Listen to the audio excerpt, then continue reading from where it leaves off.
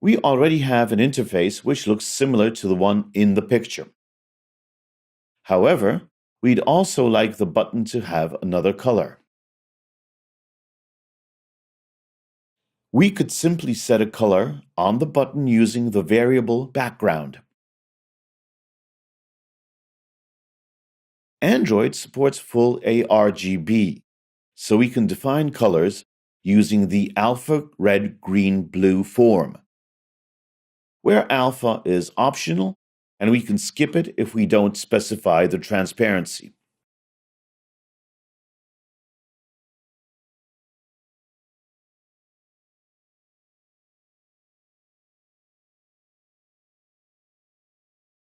However, there is one problem with a component created this way. After starting our application, we can see that our button does not respond.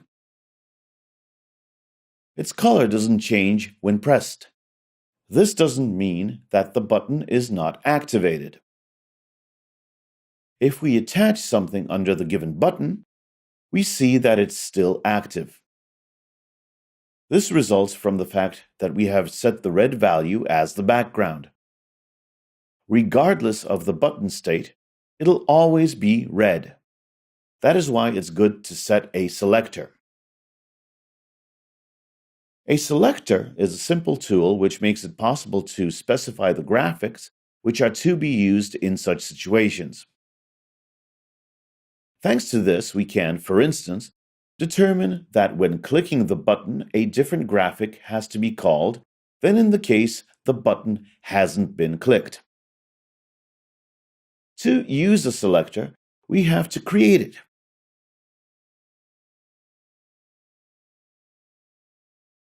A selector is just a drawable, that is, a resource which we can create the same way we've created the translation. However, this time we don't want to create a value, but a drawable. We also have to specify what the main element is supposed to be like. Currently, the default main element is the selector, which is what we wanted to obtain. We can also specify the name. I recommend a descriptory name. As we want to use our selector at all times, no matter on which device it is started, let's leave the drawable version. Thanks to this, the file will be placed in the default directory and will be loaded each time. After clicking the OK button, the selector object is created. It's a construction which looks similarly to a switch break. It means that the file is browsed from top to bottom until the first matching element is encountered. Due to this, the elements which are most detailed should be placed at the top. Going down, we describe more general elements, and at the very bottom there is the default element, which is used if no other element is matched. In our case, we must put item there. In case of selectors, we specify the parameters based on the state which has to be used. In our case, we want to react at the moment of clicking. That's why we're interested in state pressed set to true. It will be the element called the moment the button is clicked. If we haven't clicked the button, it's in another state, so we have to create a default item.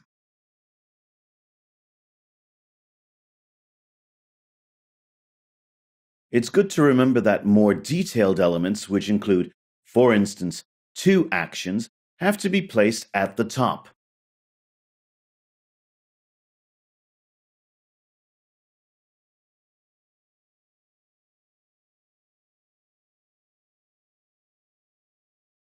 If we placed it under a more general element, it would never be called, because each time the general part with one action would be called.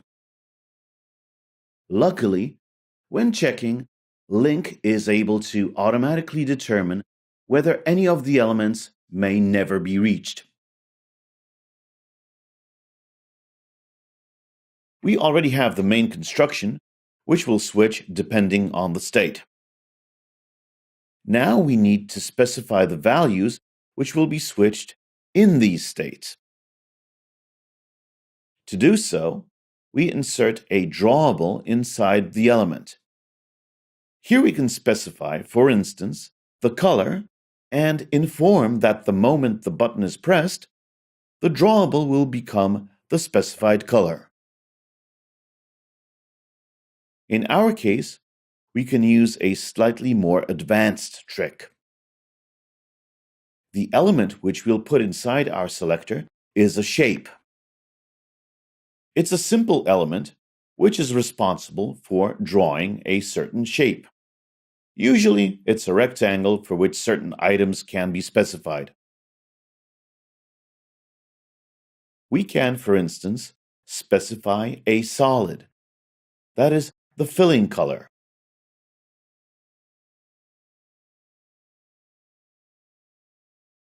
Stroke, that is, the frame color, as well as corners. In case of corners, we can specify their radius. Such a prepared element will be displayed. In order to enhance the code readability, we may separate colors as resources. To do so, we create a new file with values, for instance, named colors. In case of a value, the name doesn't matter. Again, the element will not react to any value changes. It will be default for all devices.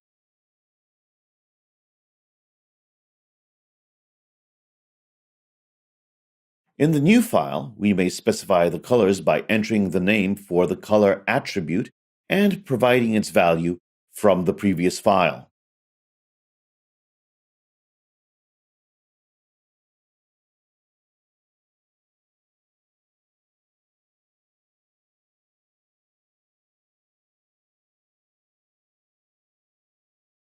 The resources with colors created this way can already be used in the code.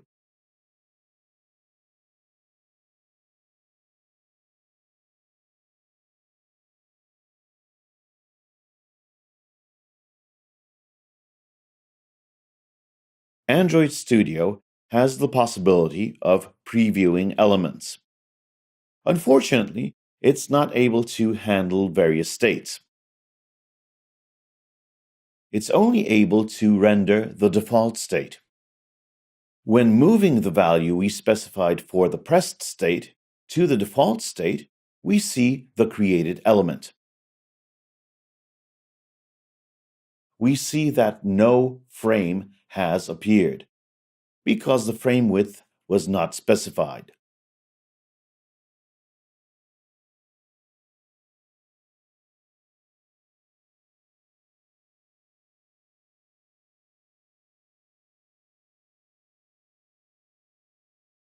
After small changes, the frame becomes visible. If we're dealing with an element which is not pressed, we don't want to see the frame. We can obtain it in a couple of ways. We can change its size, but also its color.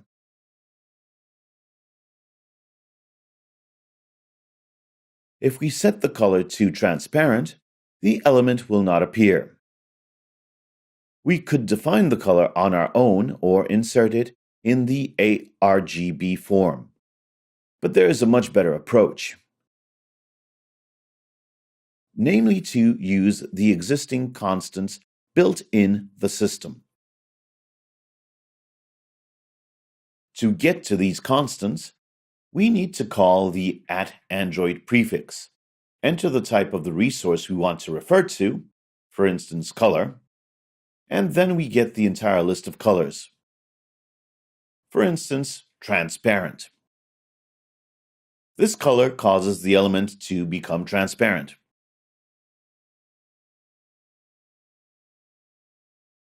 we already have a selector which has the pressed state and the default state.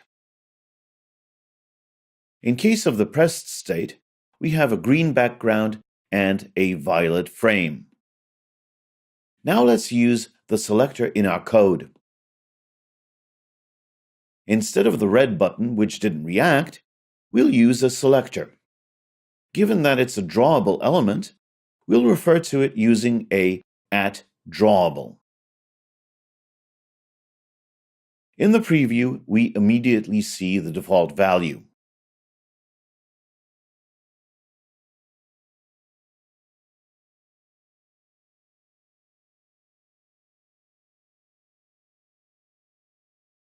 After starting the application, we see our green button, which has a violet frame after clicking. In the next module, we'll deal with handling clicking and downloading data from text fields.